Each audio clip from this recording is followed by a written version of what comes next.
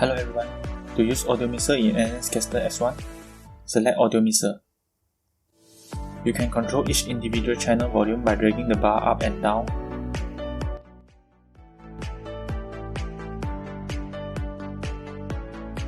Mute the channel.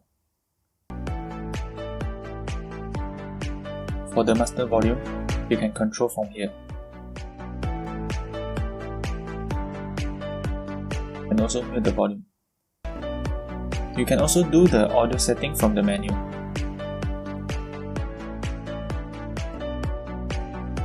You can denoise and adjust the threshold, audio volume,